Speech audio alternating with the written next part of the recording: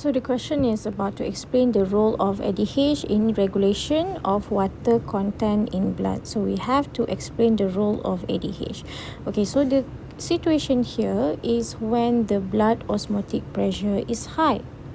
Okay, so what happens when the blood osmotic pressure is high? What are some of the example of the situation when you eat salty foods, let's say, when you has less water intake ataupun losing a lot of water through sweating.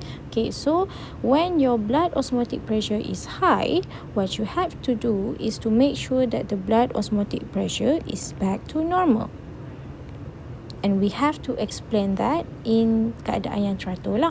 Okay, so the first thing first, you have to mention blood osmotic pressure is detected by osmoreceptor in hypothalamus. Okay, and the osmoreceptor in hypothalamus will send impulse kepada posterior pituitary gland. Okay, yang wajib adalah perkataan posterior ya, sebab pituitary gland ada anterior. Yang berkenaan dengan ADH adalah posterior pituitary gland.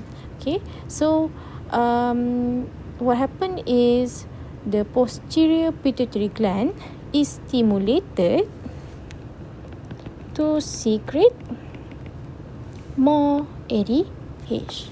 Okay, to secrete more ADH into the bloodstream and to be carried to your kidney.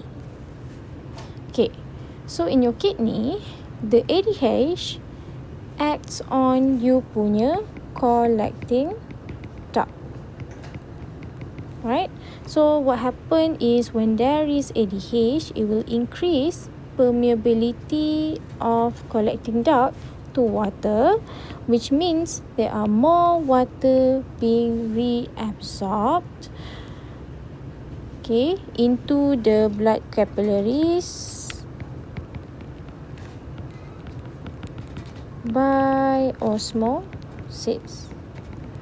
Okay, so the result is you punya air kencing, you punya urine has small volume and become more concentrated, and finally your blood osmotic pressure will reduce and back to normal.